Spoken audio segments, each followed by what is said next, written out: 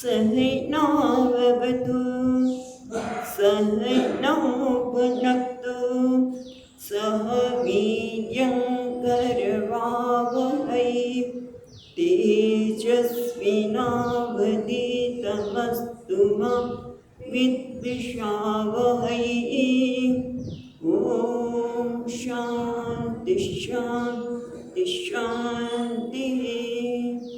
ॐ पूर्णमदः पूर्णमिदं पूर्णात् पूर्णमुदच्यते पूर्णस्य पूर्णमादाय पूर्णमेवावशिष्यते।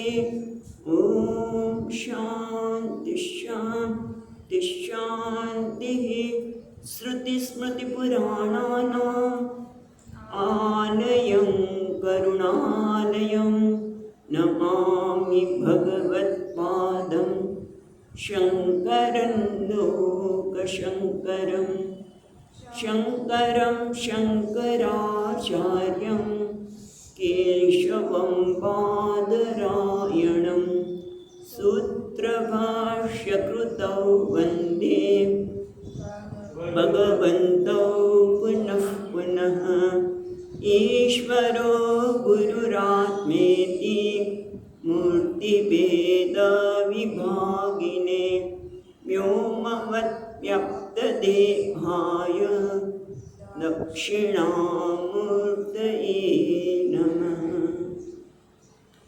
ॐ पार्थाय प्रतिबोधितां भगवता नारायणेन स्वयं व्यासेन ग्रथितां पुराणमुनिना मध्ये महाभारतम् अद्वैतामृतवर्षिणीं भगवतीम् अष्टादशाध्यायिनीम् अम्ब त्वामनुसन्दधामि भगवद्गीते भगवद्वेषिणीम्। यं ब्रह्मा वरुणेन्द्ररुद्रमरुतः स्तुन्वन्ति दिव्यैस्तवैः वेदैः तदक्रमोपनिषदैः गायन्ति यं सामगाः ध्यानावस्थिततद्गतेन मनसा पश्यन्ति यं योगिनः यस्यान्तं न विदुःसुरासुरगणाः देवाय तस्मै नमः। पांचमो अध्याय।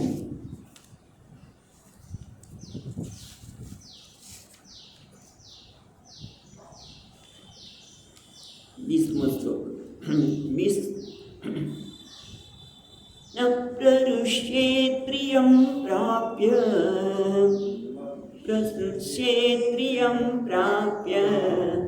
नोद्विजेत् प्राप्य चाप्रियं नोद्विजेत् प्राप्य चाप्रियं स्थिरबुद्धिरसम्मूढः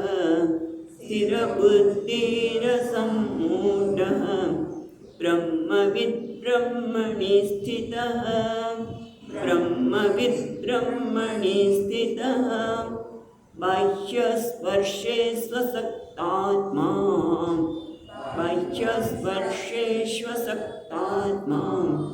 विन्दत्यात्मनि यत्सुखं स ब्रह्मयोगयुक्तात्मा सुखमक्षयमश्नुते।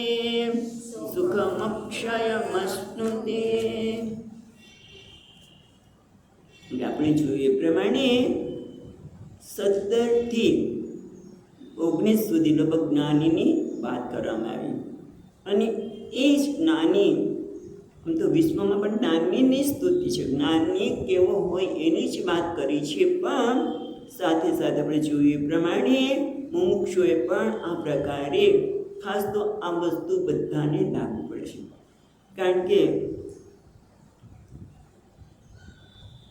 દરેકના જીવનમાં આગળ આવશે કે આપણા જ કર્મોના કારણે કોઈ ગમતી વસ્તુ કે અણગમતી વસ્તુ મળી શકે, પણ એ વખતે આપણે કયા પ્રકારનો પ્રતિભાવ દેખાડવો જોઈએ. એટલે અહીંયા કહે છે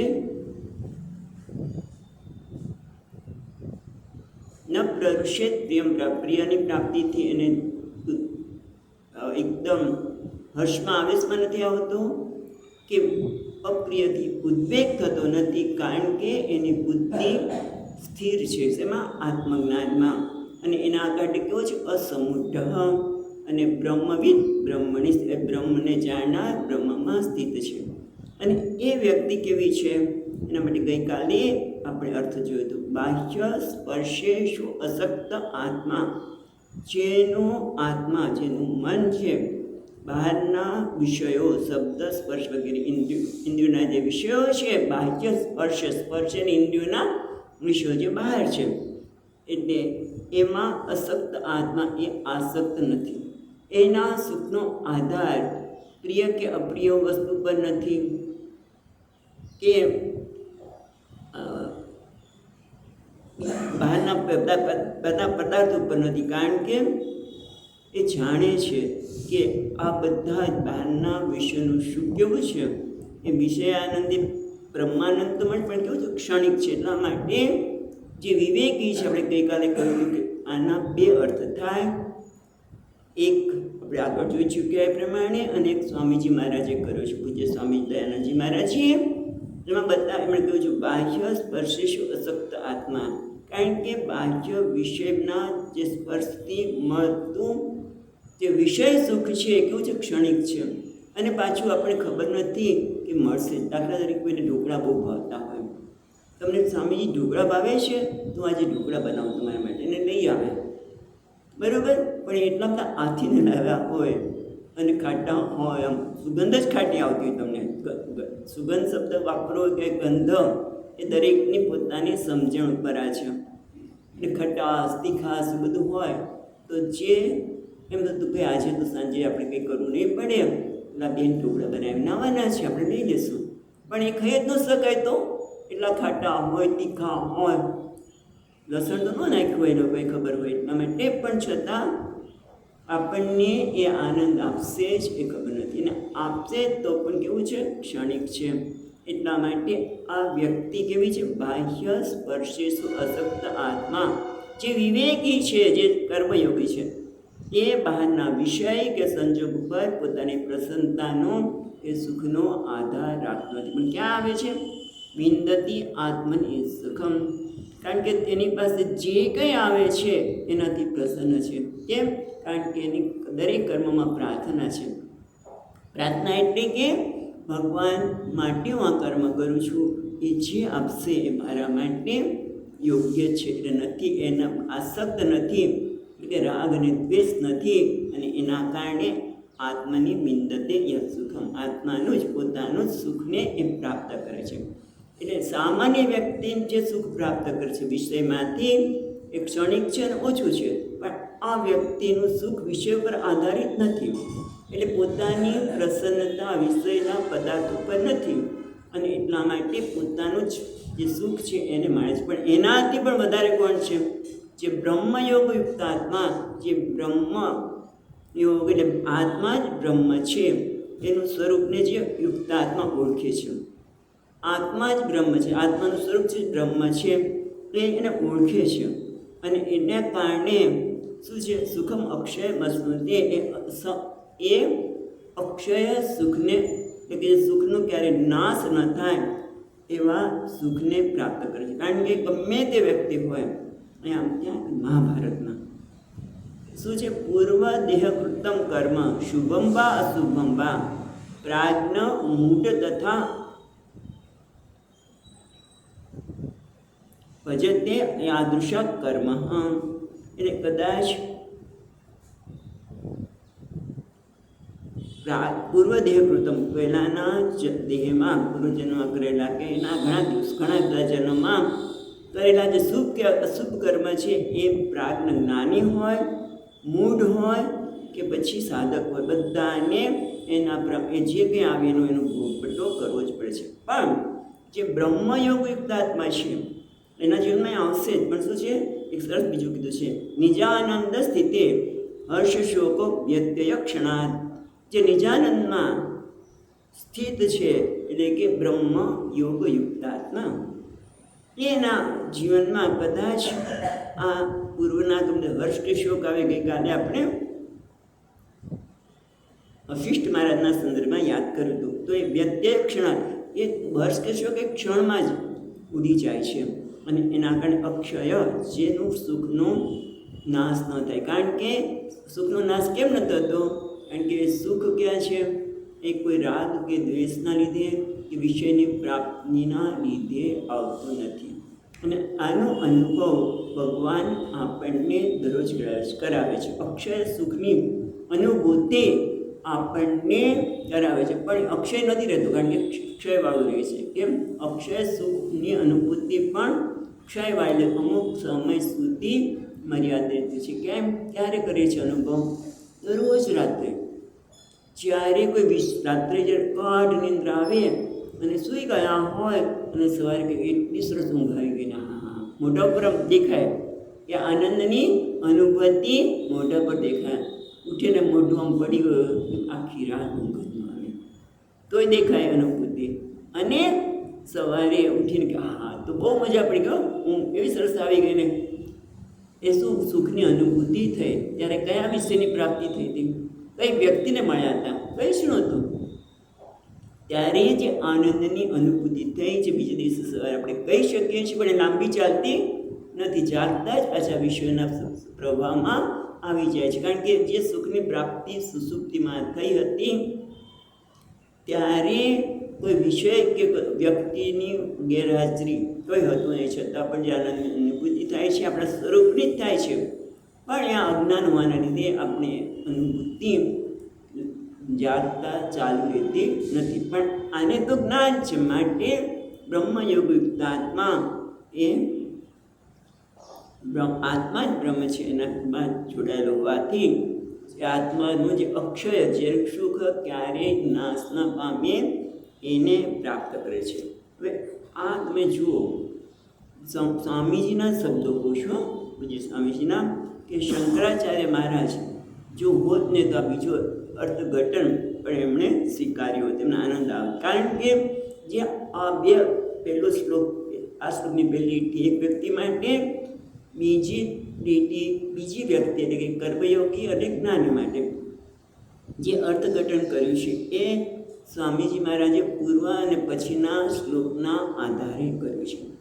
અર્થઘટન કર્યું છે. પણ કોઈ પણ વ્યક્તિ અર્થઘટન આવું કોઈ પણ કરે ત્યારે પૂર્વને, આગળના શ્લોકને, પછીના શ્લોકને અને ગીતાના હારને, ગીતા જે કહેવા માંગે, ગીતાજી જે કહેવા માંગે છે એને બધાને ખ્યાલમાં રાખીને અને સાથે સંપ્રદાયને પણ સ્વીકાર્ય હોવું જોઈએ. આ બધું જ કરીને તમે અર્થઘટન કરતો સ્વીકાર્ય છે. પણ ઘણી વખત આવું અર્થઘટન પોતાની રીતે કરતા હોય છે. ઘણી વખત તો આનંદ કરવા માટે કે તમે ચાદ્યમ, તમને ચા ગમે તો પીઓ ને ન ગમે તો પીઓ, કે કરતું મને યાદ નથી આવતું. આવા પણ અર્થઘટન લોકો કરી જોતા હોય છે આનંદ કરવા માટે, અથવા તો સંસ્કૃતનું આવડતું હોય તો પણ એના અર્થઘટન બીજી રીતે થતા હોય છે. એ નહીં, પણ આ મહારાજ જે કર્યું છે એ પ્રમાણે એ જે પૂર્વ અને અપૂર્વ પાછળ આગળના શ્લોકને અનુરૂપ હોવું જોઈએ અને સાથે સંપ્રદાયને પણ સ્વીકાર્ય હોવું જોઈએ અને ભગવાનને જે ગીતામાં કહ્યું છે એ જ્ઞાનને થી વિરુદ્ધ પણ ન હોવું જોઈએ. હવે આપણે આગળ જોઈએ કે ભગવાને કહ્યું કે સુખમ અક્ષય મશ્નુતે, જેને વિષયમાં આસક્તિ નથી એ બ્રહ્મયોગતાત્મા થવાથી અક્ષય સુખની પ્રાપ્તિ કરે છે. પણ એ અક્ષય સુખની પ્રાપ્તિ કરવાથી વંચિત કોણ રાખે છે? એમાં કયા પ્રકારનો પ્રતિબંધ આવે છે? તો આપણને હવે એ બતાવે છે કે વિવેક સુખ છે જે વિષયમાં રહેલું સુખ, શેના વિષયમાં રહેલું સુખ આપણે જણાય છે શેના લીધે છે? એમાં રહેલા રાગના લીધે, એમાં રહેલી આસક્તિના લીધે.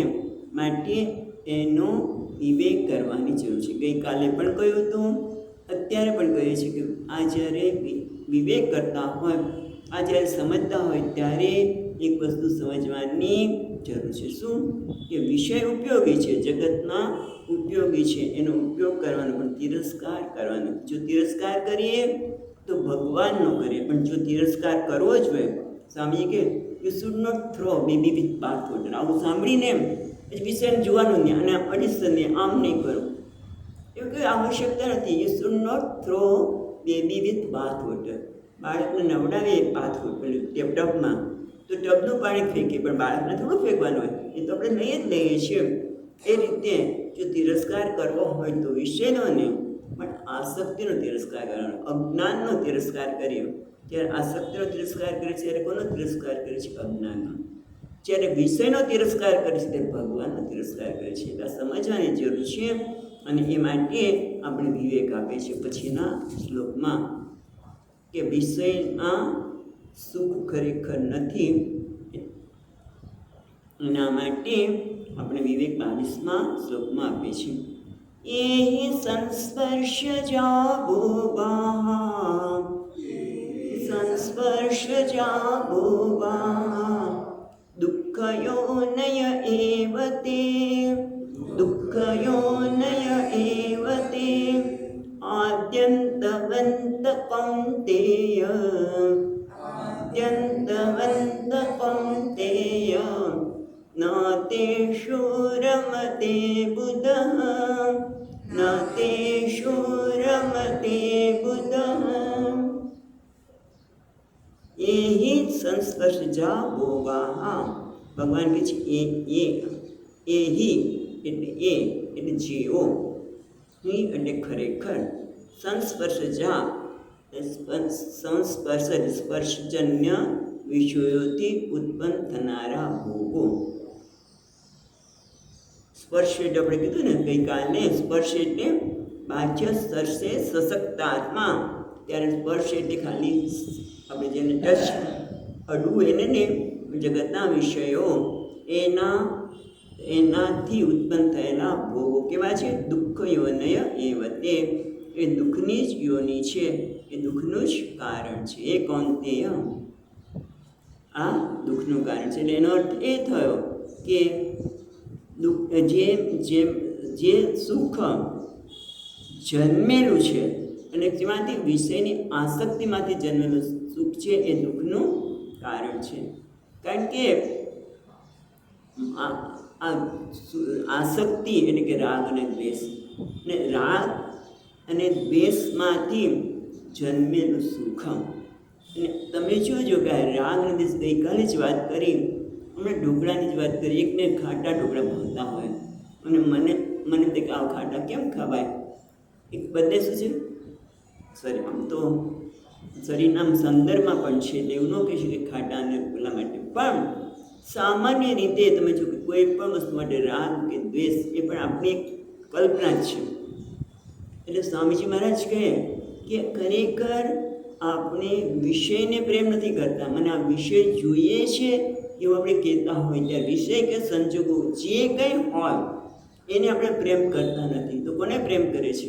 આપણી આસક્તિને પ્રેમ કરે છે, આપની કલ્પનાને પ્રેમ કરે છે. આપણે નક્કી કર્યું હોય કે કોઈ આવો દેખાય, આ પુરુષ આવો દેખાય કે પુરુષ આવી, સ્ત્રી આવી દેખાય, એ સરસ કહેવાય, અને એક પણ આપણી કલ્પના છે. પણ જ્યારે આપણી કલ્પના બદલાઈ જાય ત્યારે મને આનંદ આપતું નથી.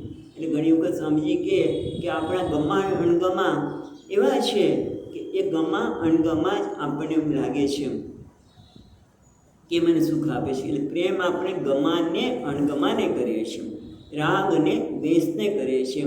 એટલે કોઈ વ્યક્તિ આપણને સુખી કરવા માગતી હોય, જેમ કે કુટુંબના સભ્યો, પતિ પત્ની કે કોઈ પણ, તો એ લોકો જોઈએ કે આમ કે દાદાજીને આ ગમે છે, માને આ ગમે છે, અને એ પ્રમાણે આપણે કરીએ. પણ એ જ્યારે કરે ત્યાં તો આપણું ગમા બદલાઈ ગયા હોય, રાગ દ્વેષ બદલાઈ ગયા હોય. એ આપણે ખરેખર કોઈ સુખી કરી શકે જ નહીં.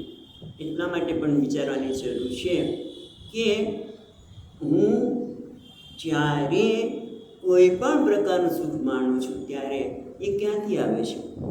મારી જ કલ્પના પ્રમાણે છે. તમે સ્વામીજી કેમ કે આપણે શાક બહુ ભાવતું હોય અને શાક કોઈ આપણે કેમ ઊંધિયું માની લો, ઊંધિયું બધા પ્રકારના શાક છે માટે ઊંધિયું બનાવેલું છે, એને માણીએ છીએ ત્યારે ખરેખર આનંદ શેનો આવે છે? મસાલાનો આવે છે કે શાકનો આવે છે?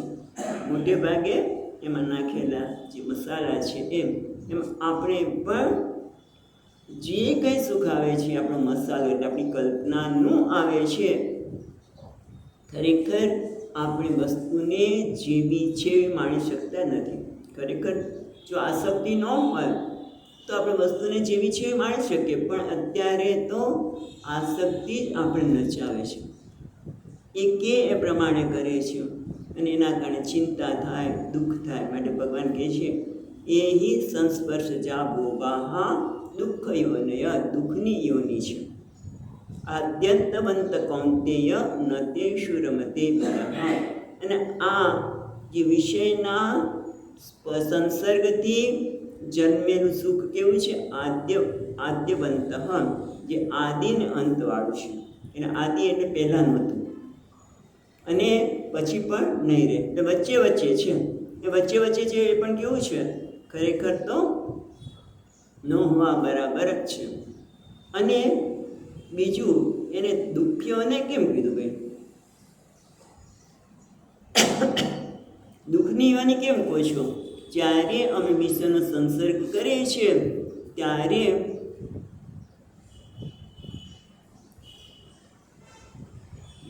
આમ શું કામ કીધું? કારણ કે ત્યાં તો કે ગંધ માત્ર બી સુખમ નસ્તી. એ પછી આપણે જઈશું ભાષ્ય. પણ આપણને પેલા વિચાર કરીએ કે એને દુઃખનીઓને કેમ કરો છો? ભાઈ મને આઈસ્ક્રીમ મળ્યો મજાનું, લાડુ મળ્યા કે પછી ઊંધિયું મળ્યું ત્યારે આનંદ તો આવે જ છે. તો પછી એને દુઃખનીઓને કહેવાય ક્યાં? એ દુઃખ ક્યાં છે? એમાં તો આનંદ જ છે. બરોબર છે. પણ તમે વિચાર કરો કે જે સુખ વિષયના સંસર્ગથી જમેલું છે કે પરિણામ,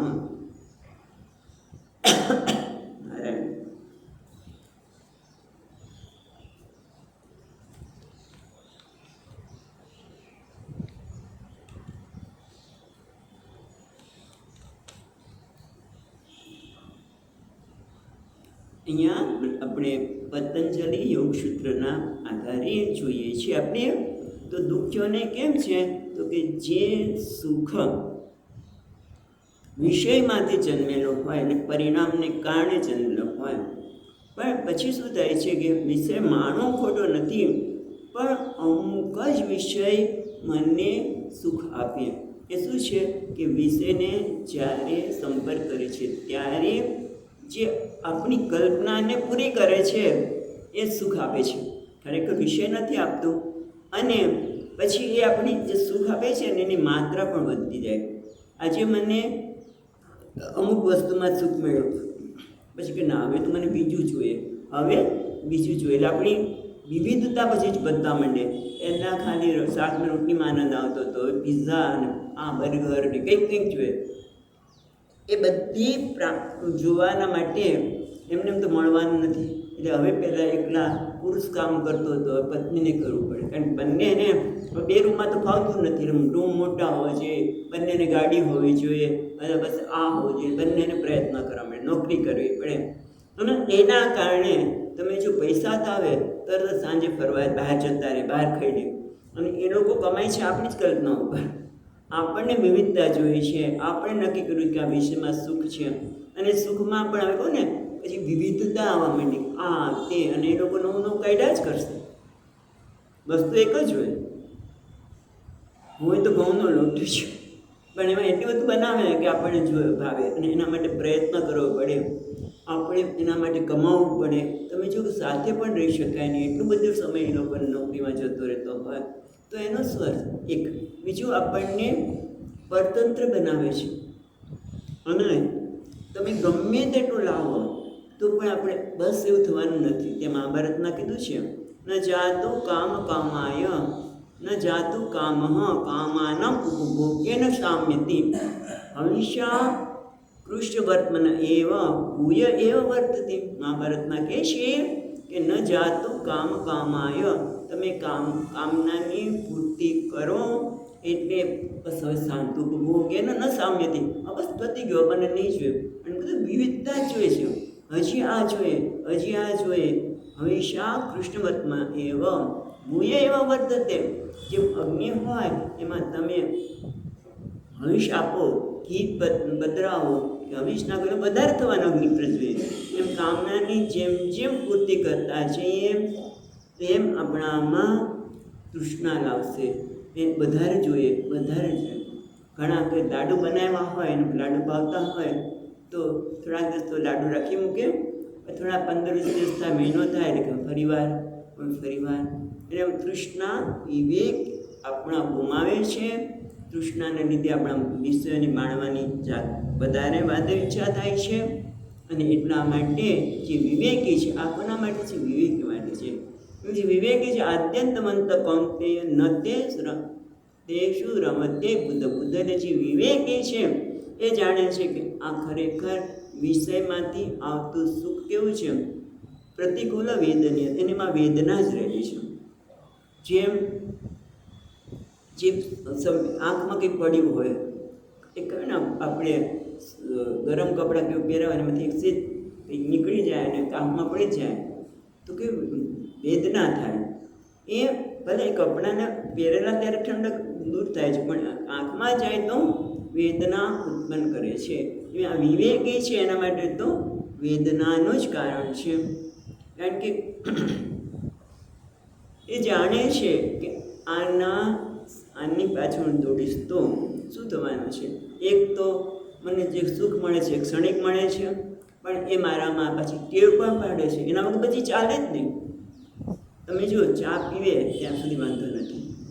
હા, ત્યાં ઓલામાં કીધું છે ચા પીવે ત્યાં સુધી વાંધો નથી, પણ પછી ચા આપણને પીવે એટલે કે પછી ચા પીધા વગર ચા ન પીવું જેવું નથી કહેતા, પણ કોઈક દિવસ એવું બને કે આપણને ચા ન મળી શકે કોઈ કારણસર તો માથું ન દુખવું જોઈએ.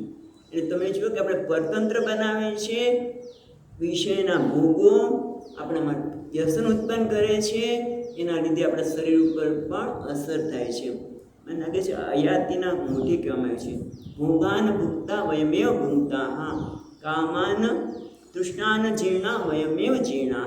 અયાતિ ખ્યાલ હશે કે જ્યારે એને શુક્રાચાર્ય શ્રાપ આપ્યો ત્યારે પોતાના એક દીકરાની આયુષ્ય લઈ લીધું અને પોતે યુવાન બન્યાને ઓલો વૃદ્ધ બની ગયો પિતાના માટે થઈને.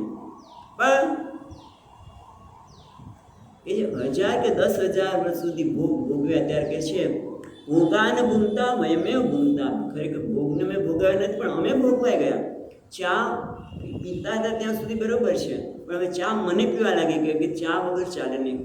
દારૂ તો વ્યસન થવું જ જોઈએ, કારણ કે શાસ્ત્ર ના પાડે છે. એટલે દારૂ માટે આપણે નથી કહેતા કે દારૂ પીવું સારું છે, પણ ચા પીવું તો પીવો, પણ એ આપણે પીવે. અમુક વસ્તુ વગર આપણે ચાલે જ નહીં, એ વગર મુશ્કેલી પડે.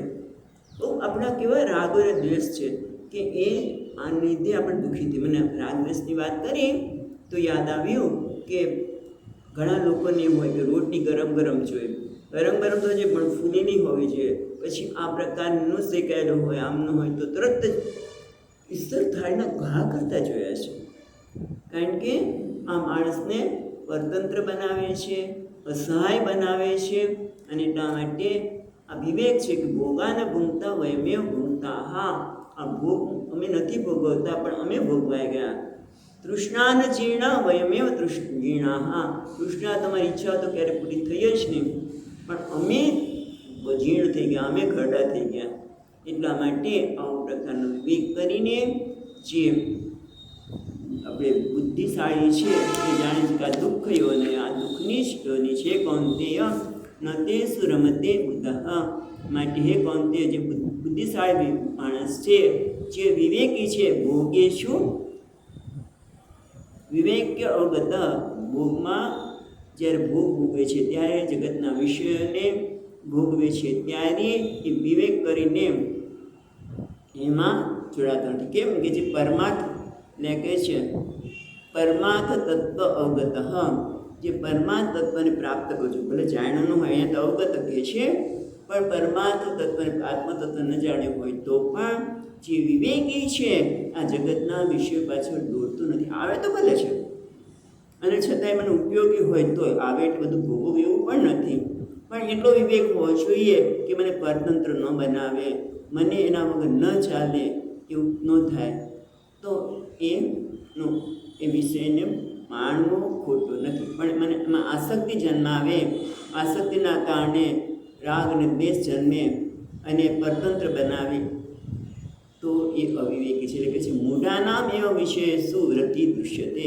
જે મૂઢ છે, અવિવેકી છે, અત્યંત મૂઢાનામ, જે અત્યંત અવિવેકી છે, જેને આવું પરમાત્માનું જ્ઞાન પણ નથી, એને ક્યારે વિચાર પણ આવતો નથી, આ વિષયની પાછળ દોડું છું, ત્યારે એ મને પરતંત્ર બનાવે છે, અસહાય બનાવે છે, પરવશ બનાવે છે. એવો વિવેક નથી. એવા લોકો જ વિષયે શું રતિ દર્શે, તેને વિષય પાછળ રતિ છે, વિષયની પાછળ સતત દોડ્યા જ કરે.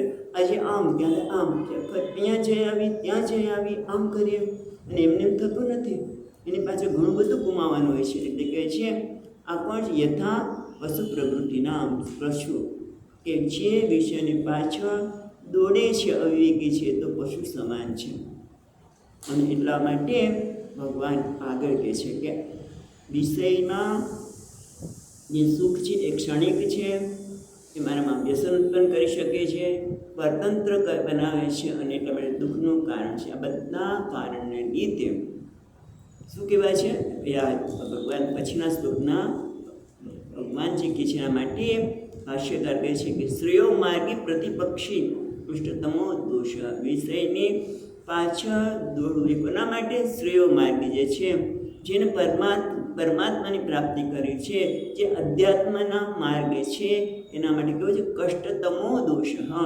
કષ્ટતમ એટલે એકદમ કષ્ટ આપનારો આ દોષ રહેલો છે.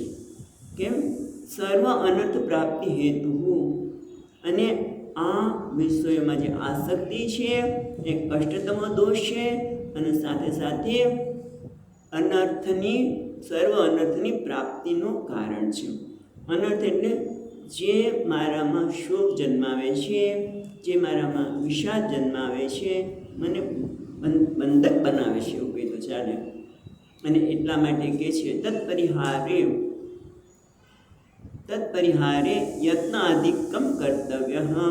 અને એટલા માટે આ જે દોષ રહેલો છે એના માટે બહુ પ્રયત્નની આવશ્યકતા છે. પ્રત્યાધિક્યમ, ખૂબ પ્રકારનો પ્રયત્ન તથા તો સભાનતાથી એનાથી દૂર રહેવું જોઈએ. કારણ કે વિષયની આસક્તિને કારણે જન્મે છે શું, એના માટે કહે છે કે એ માણસ માટે કષ્ટતમ છે, અને એ બધા જ અનર્થનો હેતુ છે. એટલા માટે ભગવાન કહે છે કે જે વિવેકી છે એણે શું કરવું જોઈએ?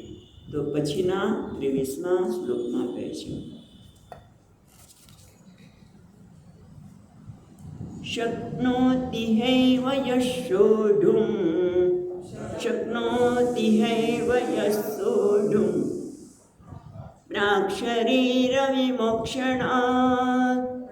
શરીરવિમોક્ષણાत् કામક્રોધોદ્ભવં વેગં સયુક્તઃ સુખી નરઃ.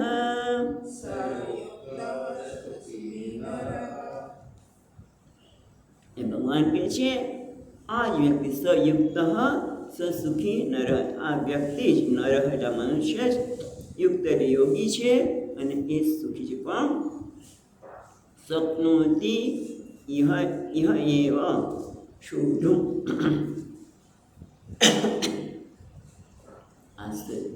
શક્નોતિ એટલે સમર્થ છે, શક્નોતિ ઇહ એટલે અહીંયા છે, આ લોકમાં છે, આ જન્મમાં છે, યહ એટલે છે, શોઢું એ સહન કરવા યોગ્ય, પ્રાક શરીર વિમોક્ષણાत्, પ્રાક શરીર છૂટતા પહેલાં પણ, એ શરીર છૂટતા પહેલાં મરણ સુધી, આમ તો શરીર છૂટતા પહેલાં મરણ સુધી કામ ક્રોધોદ્ભવ વેગમ, મરણ થાય ત્યાં પહેલાં પણ, મરણ થાય એ પહેલાં પણ, એટલે ટૂંકમાં આજીવન કામ ક્રોધ ભવોદ્વેગમ, એટલે કામ અને ક્રોધમાંથી ઉત્પન્ન થયેલો વેગને જે ખાઈ શકે, સોઢું એટલે સહન કરો તો ખાઈ શકું.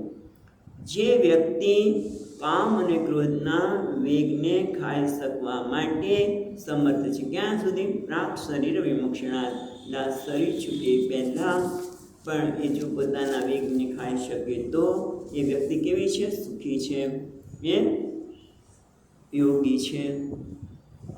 અને હવે આપણને ભગવાન અહીંયા પાછા એક વિવેક બતાવશે.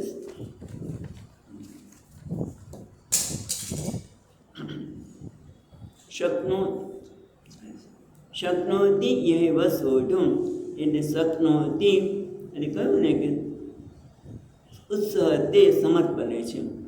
કામ ક્રોધોદ્ભવ વેગમ, એટલે ટૂંકમાં દરેકની અંદર કામ અને ક્રોધના વેગ રહેલા છે. એટલે કે દરેકની સ્વામીની ભાષામાં કહીએ તો દરેકની અંદર બટન રહેલા છે.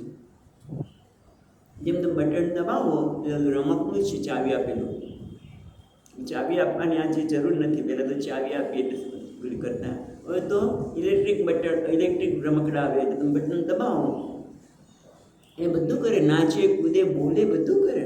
પછી એની પાસે કોઈ સ્વતંત્રતા નથી. બટન દબાવો અને પેલું રમકડું પોતાની જાતે તૈયાર થઈ જાય. એમ આપણામાં પણ ગઈકાલે વાત કરી એમ બટન છે, કોઈ દબાવે એટલે આમ તરત જ પ્રતિક્રિયા થાય.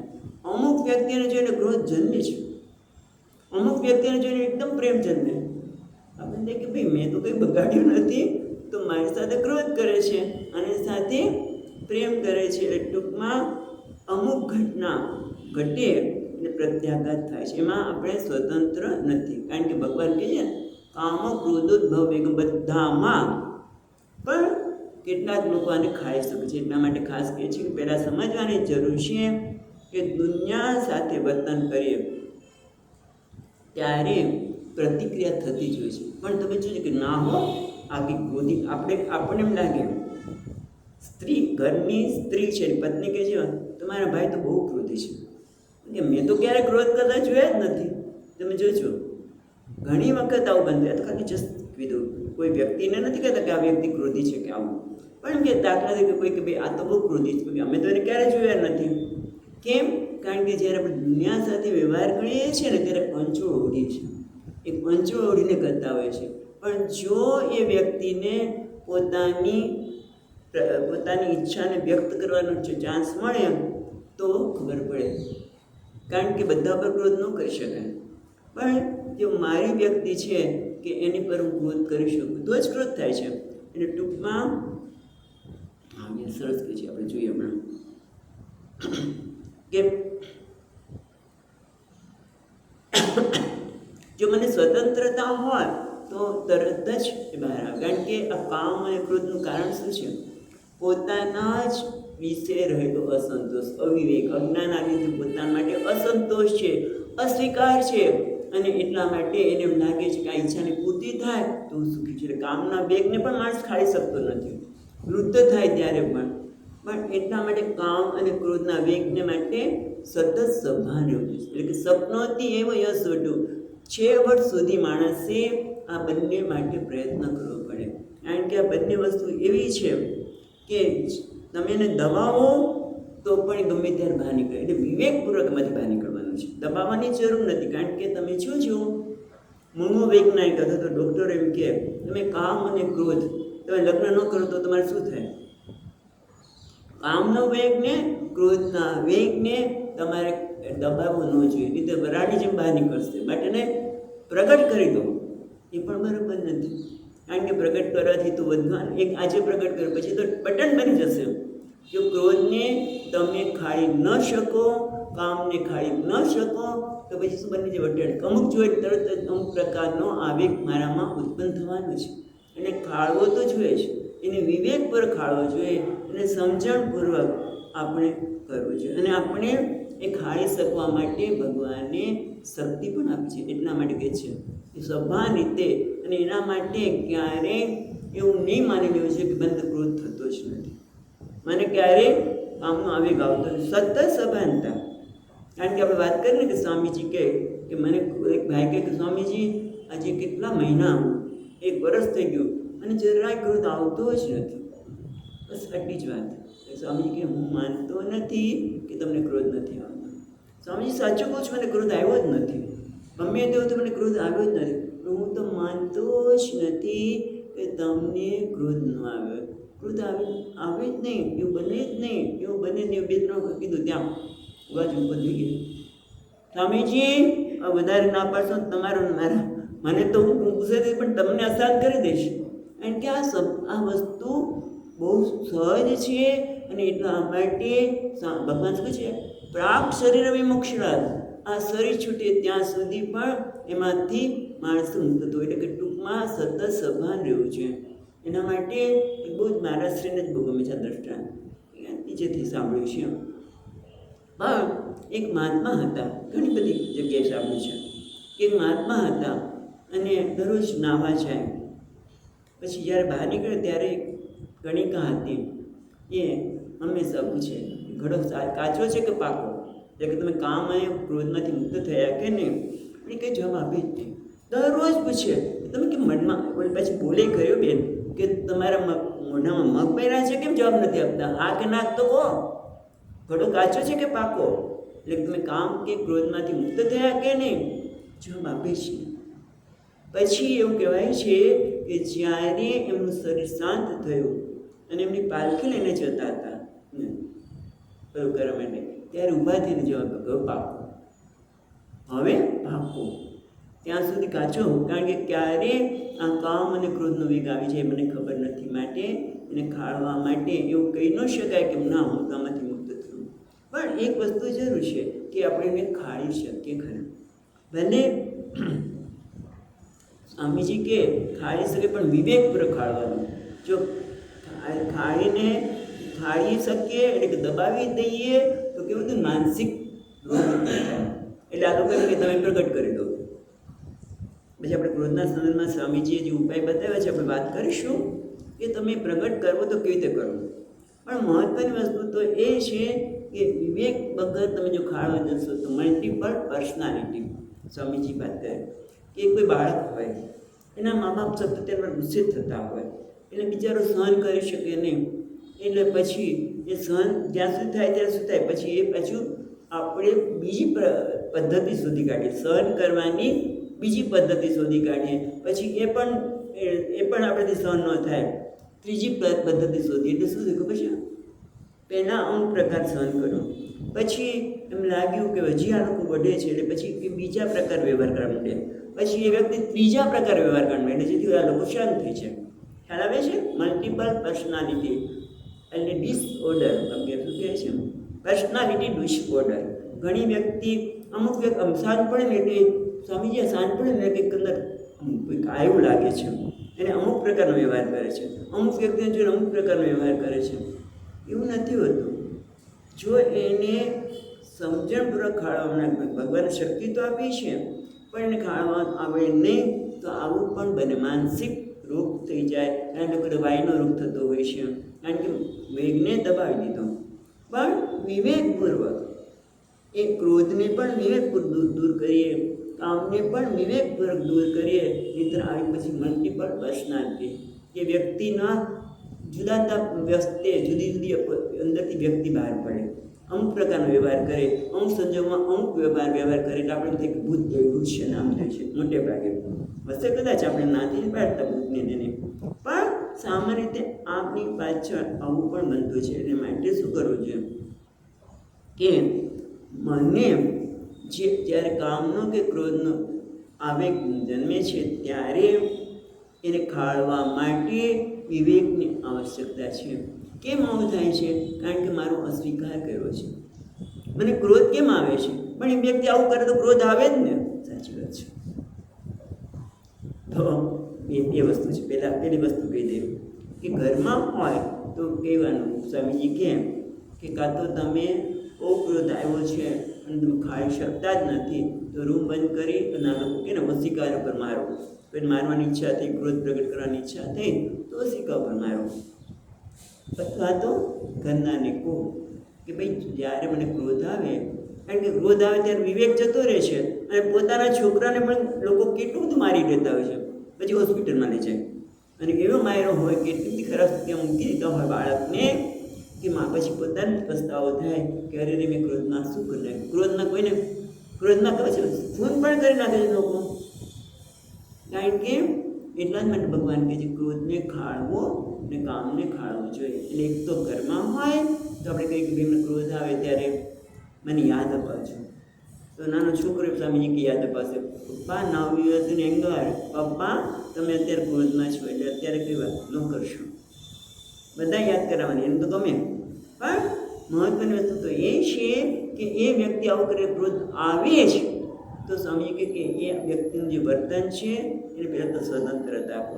કારણ કે એને પણ ભગવાને બનાવ્યો છે, કારણ કે એને કેટલી મર્યાદા છે, એટલે માટે એકદમ ઉકળે છે. એ પણ અમુક વસ્તુનો સ્વીકાર કરી શકતી નથી, માટે ઉકળે છે.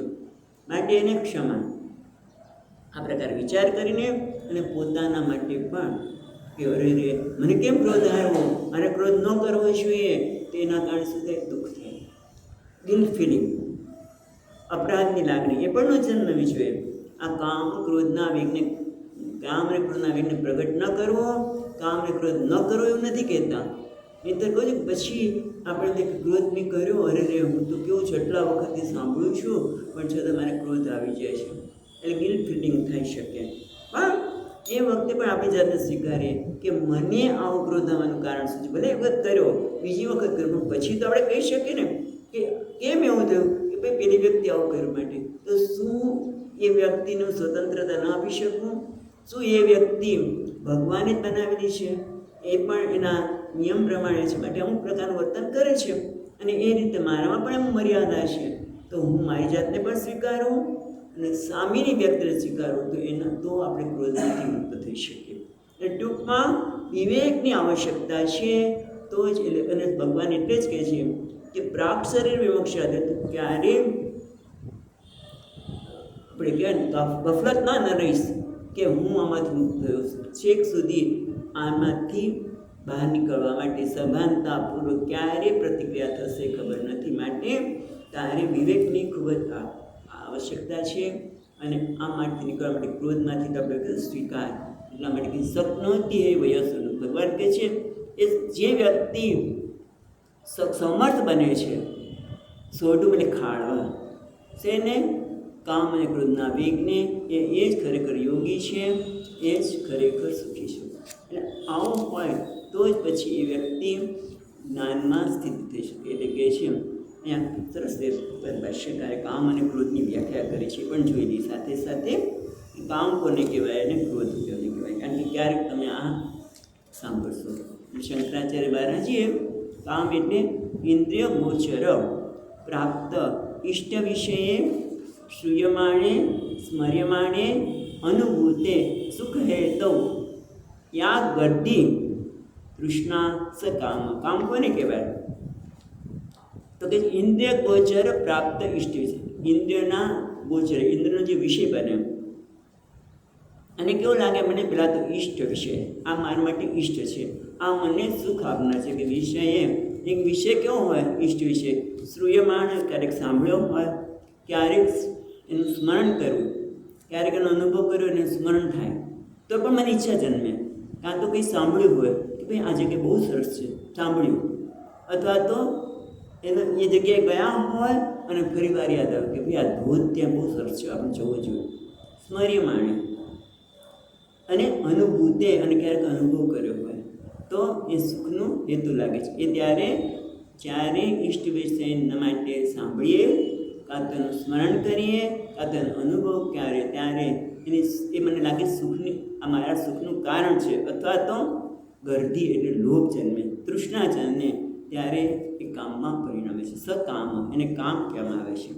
અને ક્રોધ એટલે ક્રોધશ્ચ આત્માનમ પ્રતિકૂલેશુ દુઃખ હેતુષુ દૃશ્યમાને શ્રૂયમાણે સ્મર્યમાણે વા યહ દ્વેષ સક્રોધ.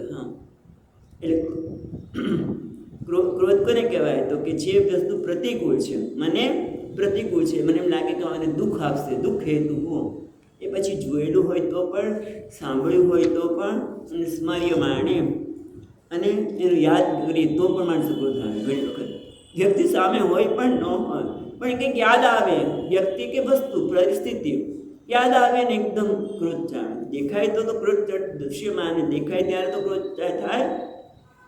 સાંભળીએ એના વિશે કોઈ કંઈક તમારે આવું બોલતા હતા, હો આમ કરતા હતા, તરત એના માટે ક્રોધ જન્મે. શ્રૂયમાણે અને સ્મર્યમાણે, પહેલાં એને આવું કર્યું હતું, ફરી વાર પછી તો કર્યું ન હોય પણ સ્મર્યમાણે ફરી વાર યાદ આવતા તો પણ એના માટે દ્વેષ જન્મે, એના માટે ક્રોધ જન્મે. એટલે આમ ક્રામ અને ક્રોધનો જે વેગ છે એના માટે પાછા શંકરાચાર્ય મહારાજે વિસ્તારથી કીધું છે, વાંચી લે. કામ ક્રોધનો વેગ માગે છે. જ્યારે કામ જન્મે ત્યારે કયા પ્રકારની બહાર અભિવ્યક્તિ થાય? તો કે રોમાંચ, એકદમ રોમાંચ ખડક થઈ જાય. દૃષ્ટ નેત્ર, આંખમાં પણ પ્રેમની આમ અભિવ્યક્તિ થતી દેખાય. નેત્ર, મુખ ઉપર, આંખ ઉપર જે દેખાય એવા જે લિંગ દેખાય. અને પછી અંતઃકરણ પ્રક્ષોભ, અને અંતઃકરણમાં ક્ષોભ ઉત્પન્ન થાય. એના વગર હવે રહી શકાશે નહીં. પ્રક્ષોભ એના વગર રહી શકાશે નહીં. રોમાંચ જન્મીએ, દૃષ્ટ નેત્ર, રોમાંચન, રોમ અંચન આંખમાં પણ દેખાય, અને મોઢા પર પણ દેખાય, અને અંતઃકરણમાં પ્રક્ષોભ જન્મે, એને કામનો ઉદ્ભવ કહેવાય, એને વેગ કહેવાય. અને ક્રોધના વેગને કહે છે ગાત્ર પ્રકંપનમ, પ્રસ્વેદમ, સંતુષ્ટ પુષ્ટ રક્ત નેત્રાદિ લિંગમ ક્રોધ ઉદ્ભવ. આ ક્રોધ ઉત્પન્ન થયો છે એવું કોને કહેવાય? તો કે જે ગાત્રમ ગળવા લાગે, હાથ પગ કંપવા લાગે, પરસેવો છૂટી જાય, અને હોઠ પીડાઈ જાય, સંતુષ્ટ ઓષ્ટવ, અને આંખ લાલ થઈ જાય. તો એ બધા લિંગ છે, ચિહ્ન છે, એ ક્રોધના છે. આ બધા ક્રોધના ઉદ્ભવ વેગ છે. આમ કામ અને ક્રોધના વેગને જે સમર્થ બને એને ખરેખર યોગી છે અને સુખી છે. તો તમને બતાવવા માટે કે ભગવાન ભાષ્યકારે કેટલો બધો સમય લઈને આ કામ કોને કહેવાય, એમાં કયા પ્રકારના ચિહ્નો ઉત્પન્ન થાય છે, ક્રોધના કયા પ્રકારના ચિહ્નો ઉત્પન્ન થાય છે વાત કરી. એટલે આવી વ્યક્તિ છે એટલે કર્મયોગી આમ તો કહેવાય છે, વિવેકી છે, કર્મયોગી છે, કે જે કામ અને ક્રોધના વેગને ખાળવા સમર્થ છે, એને જ ખરેખર યોગી કહેવાય, એ સમર્થ છે. કહેવાનું તાત્પર્ય એ છે કે ક્યારે ટેક ફોર ગ્રાન્ટેડ કીધું કે ટેક ફોર ગ્રાન્ટેડ એટલે હું તો કામ અને ક્રોધ મારા વેગમાંથી મુક્ત થઈ ગયો એવું ક્યારે માનવું નહીં, પણ એના તરફ હંમેશા સભાન રહેવું. આ વિવેકી છે એના તરફ સભાન છે. અને આવું થયા પછી જ્યાં આવી વ્યક્તિ છે તો હવે પાછા જ્ઞાનીની વાત કરે છે. એક શ્લોક વાંચી લે, વિશેષ ચર્ચા પછી કરીશું, પણ વાંચીએ 24મો શ્લોક.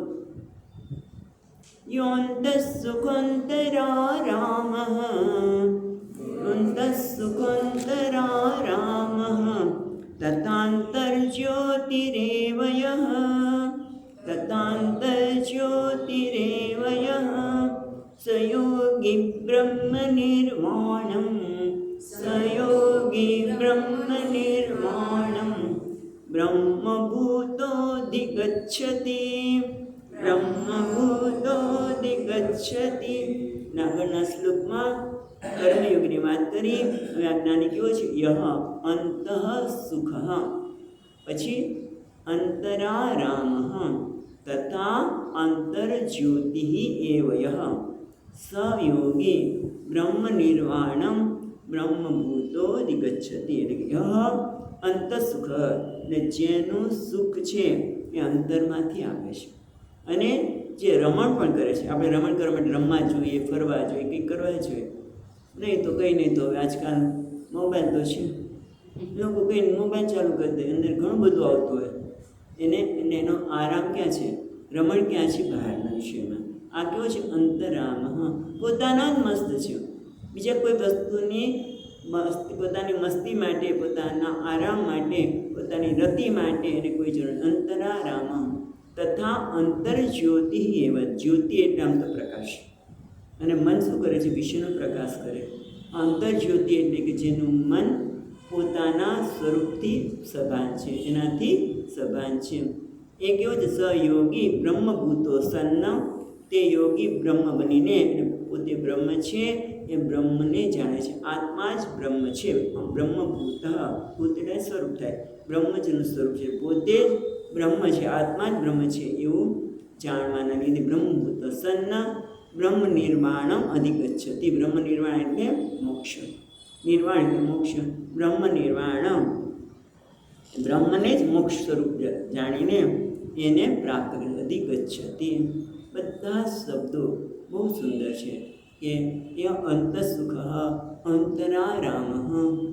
આપણે થોડીક વિશે વિચાર કરવો કરી. યહ અંત સુખ, જેનું સુખ છે અંતરમાંથી આવે છે. સામાન્ય રીતે આપણને નિર્ણય એક જ છે કે બહારની પરિસ્થિતિ, બહારની વ્યક્તિ એ જ મને સુખ આપે છે, પણ ખરેખર સુખ એ આપતી નથી હોતી. આપણે તો હમણાં જ વાત કરી કે આપણી કલ્પના છે, સુખની પણ આપણી કલ્પના છે કે અમુક પરિસ્થિતિ સર્જાય તો મને સુખ મળે, અમુક વ્યક્તિને મળે તો મને સુખ મળે. એ આપણી કલ્પના છે, અને કલ્પના બદલાય તો પછી સુખ જતું રહે.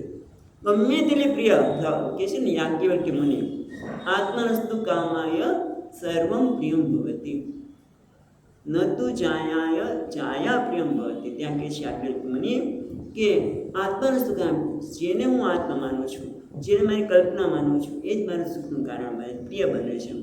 પત્ની પણ પ્રિય, મને પ્રિય નથી, પણ મારી કલ્પનાને એ સંતોષે છે ત્યાં સુધી પ્રિય છે. મારા જે વિચારો છે એને અનુરૂપ થાય ત્યાં સુધી એ મને પ્રિય છે. એ રીતે પત્નીને પતિ, પુત્ર પણ ક્યાં સુધી પ્રિય છે? જ્યાં સુધી કહું ત્યાં સુધી. લખી નાખે કયામાં નથી.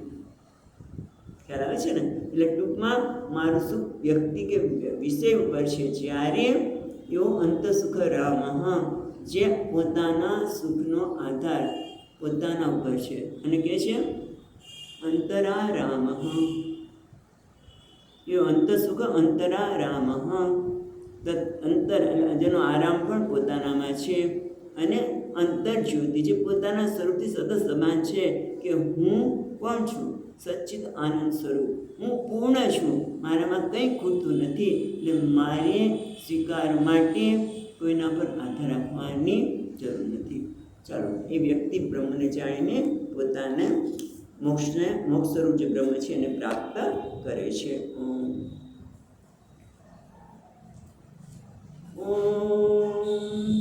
પૂર્ણમદ પૂર્ણમિદં પૂર્ણાત પૂર્ણમુદચ્યતે પૂર્ણસ્ય પૂર્ણમાદાય પૂર્ણમેવાવશિષ્યતે.